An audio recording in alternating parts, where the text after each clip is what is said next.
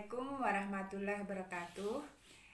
Saya mahasiswa program kebidanan program sarjana terapan tahun 2020 atas nama Jumirah dengan dosen pembimbing Lulu Rosida SST MKM akan mempersembahkan pembuatan soal fiknit tentang asuhan kebidanan keluarga berencana dan cash flow.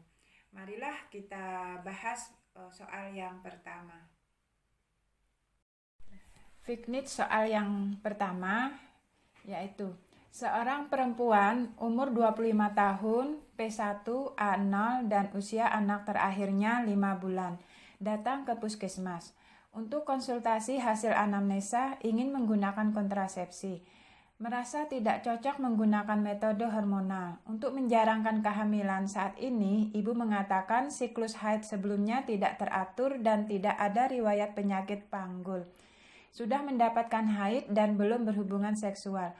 Hasil pemeriksaan berat badan 72 kg, tekanan darah 120/80 mg Hg, respirasinya 25 kali per menit, nadi 76 kali per menit, suhu 36,6 derajat Celcius, tinggi pundis uteri tidak teraba. Pertanyaannya, apakah metode kontrasepsi yang paling tepat untuk pasangan tersebut? Pilihannya A. Suntik, B. Pil KB, C. Implan, D. Kondom, E. AKDR atau IUD. Dalam soal pertama pembahasannya, pada prinsipnya penggunaan metode kontrasepsi rasional adalah yang sesuai dengan tujuan dan kelayakan medis. Pada kasus tersebut di atas, tujuan penggunaan kontrasepsi termasuk dalam kategori spacing atau pengaturan. Sesuai dengan kondisi ibu bahwa usia anak baru 5 bulan, sementara berat badannya 72 kg, maka kalau menggunakan pil, suntik, implan, atau ada resiko meningkatnya berat badan.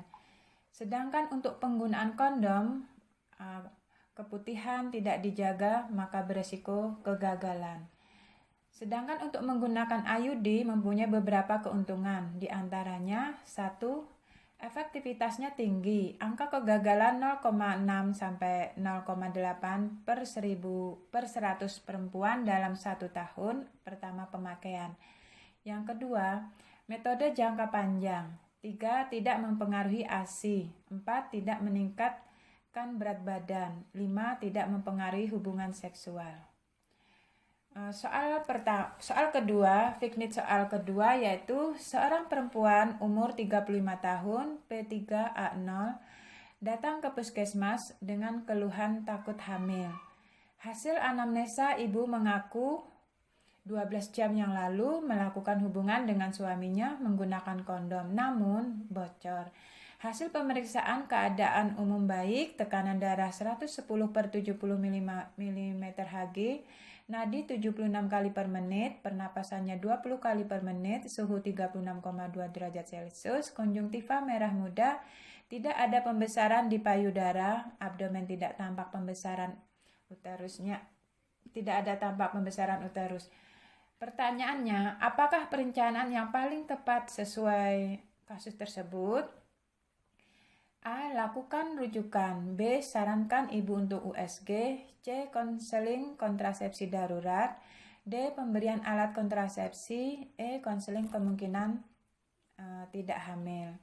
Pembahasan fiknit yang kedua ini yaitu kontrasepsi darurat hanya efektif digunakan dalam 72 jam karena sperma biasa bertahan hidup dalam uterus sekitar 72 jam dan sel telur dapat bertahan sekitar 24 jam.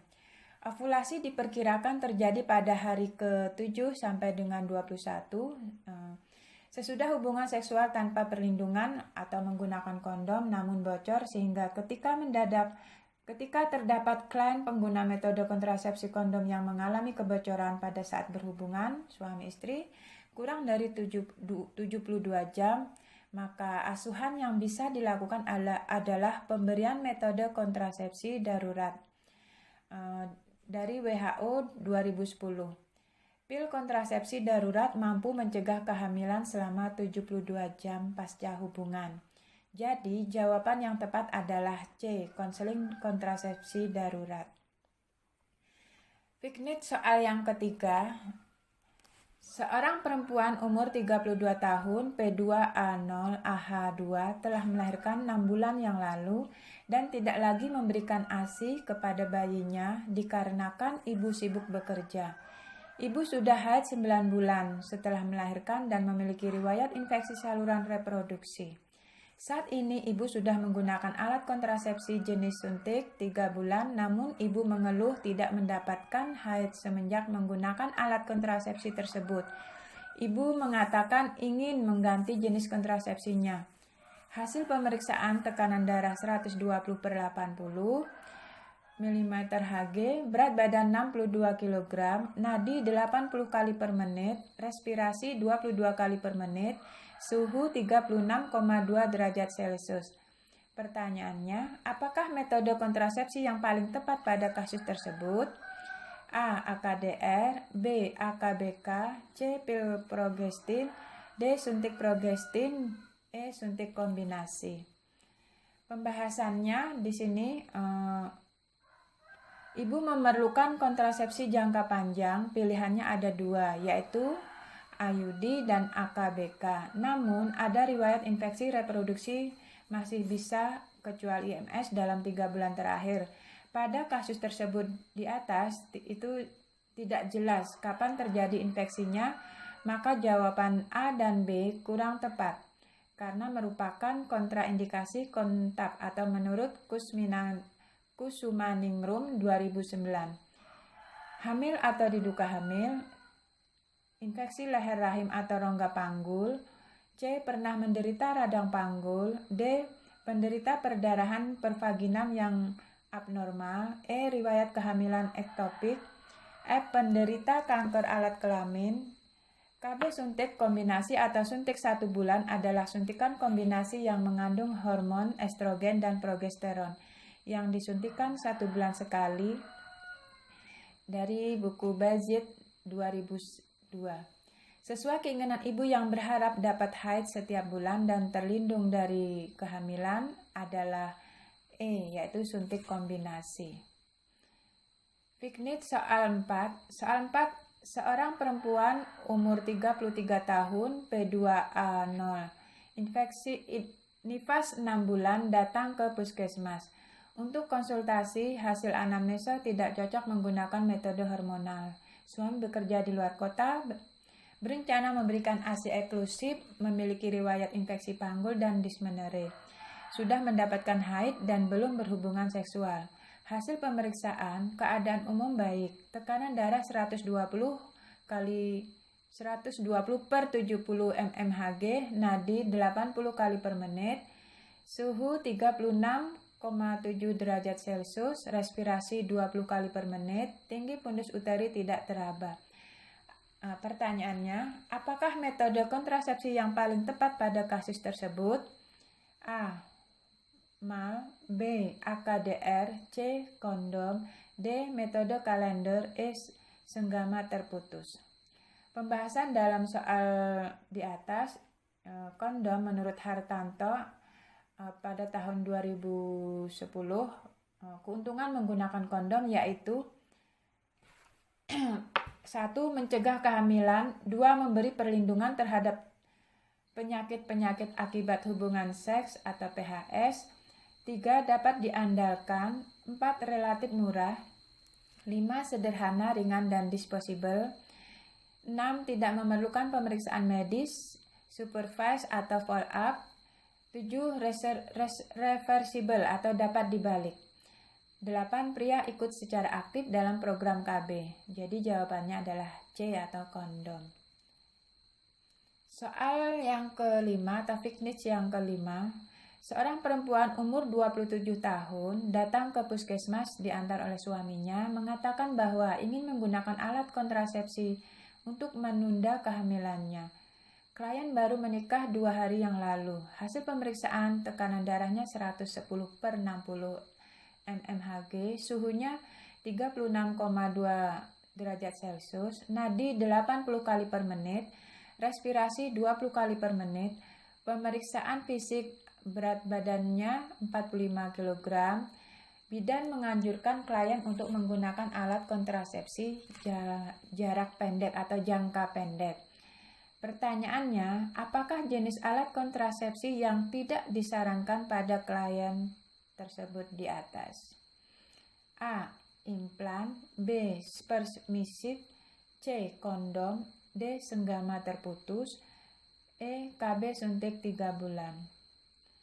Pembahasan pada pertanyaan Fixnit yang kelima ini, tidak semua pengantin baru berencana untuk segera memiliki anak. Alasannya beragam. Ada yang karena kontrak kerja yang tidak memperbolehkan karyawan untuk memiliki anak terlebih dahulu, bahkan tinggal di kota berbeda hingga belum merasakan siap untuk memiliki anak. Agar menunda kehamilan berjalan efektif, sebaiknya pengantin baru menggunakan metode KB yang sesuai dengan kebutuhan keluarga, yaitu menunda untuk sementara atau jangka panjang. Berikut adalah pilihannya. 1. KB alami. KB alami atau KB tradisional dilakukan dengan cara menghitung masa subur dan senggama terputus. KB kalender memerlukan kedisiplinan dan ketelitian dalam menghitung menstruasi dan umumnya lebih sulit digunakan pada wanita yang memiliki siklus menstruasi yang tidak teratur. Tingkat kegagalannya lebih tinggi jika salah menghitung ataupun terlupa. Kelebihannya tidak membutuhkan waktu jika akhirnya berencana untuk hamil. Yang kedua, kondom. Kondom adalah salah satu KB barrier atau penghalang yang bekerja dengan cara mencegah pertemuan antara sperma dengan sel telur. Selain itu, kondom juga mencegah pertukaran cairan pada alat kelamin sehingga melindungi dari penyakit menular seksual. Karena kondom memiliki efektivitas yang lebih rendah dari metode KB modern lainnya, yaitu 85%, pengguna kondom saja tidak dianjurkan untuk mencegah kehamilan. Kesalahan saat pemasangan, kadaluarsa, bocor, gerakan yang berlebihan saat penetrasi sehingga kondom terlepas, merupakan beberapa hal yang mengurangi efektivitas kondom. Kelebihannya bagi pengantin baru adalah tidak perlu menunggu jika ingin segera hamil. Cukup dengan cara menghentikan penggunaan kondom. Yang ketiga, KB suntik. KB ini dilakukan dengan cara penyuntikan hormon progestin atau suntik KB 3 bulan atau hormon progestin dan estrogen suntik KB 1 bulan. Beberapa efek samping yang dapat terjadi adalah menstruasi yang tidak teratur, perdarahan di luar siklus menstruasi, peningkatan berat badan, dan timbulnya jerawat, namun tingkat keberhasilannya mencapai 97%. Bagi pengantin baru yang berencana untuk menunda kehamilan kurang dari 1 tahun, KB suntik sebaiknya dihindari. Alasannya, kesuburan tidak akan langsung kembali setelah berhenti melakukan suntik KB. Paling lama kesuburan akan kembali setelah 10 bulan. KB berikutnya yaitu pil KB. Pil KB berisi hormon dan placebo atau pil tanpa hormon atau kosong yang harus diminum setiap hari pada jam yang sama sehingga kadarnya di dalam tubuh stabil. Apabila pasien sering terlupa, tingkat kegagalannya meningkat, sehingga pil KB cocok untuk wanita yang disiplin. Pil KB relatif murah, mudah didapat, dapat dikonsumsi sendiri tanpa harus ke dokter. Tidak mengganggu hubungan seksual dan dapat kembali subur 1-3 bulan setelah penggunaan pil dihentikan. 4 metode KB di atas cocok untuk pengantin baru yang belum ingin memiliki keturunan, setidaknya untuk 2 tahun ke depan. Untuk penundaan dalam jangka waktu yang lebih lama, IUD dan implan jauh lebih praktis dan efektif. Sekali pasang, implan bisa mencegah kehamilan hingga 3 tahun dan IUD hingga 10 tahun. 5 soal Fixnit yang bisa saya sampaikan yang membahas tentang asuhan kebidanan dan kesehatan reproduksi pada wanita, saya akhiri dengan wassalamualaikum warahmatullahi wabarakatuh.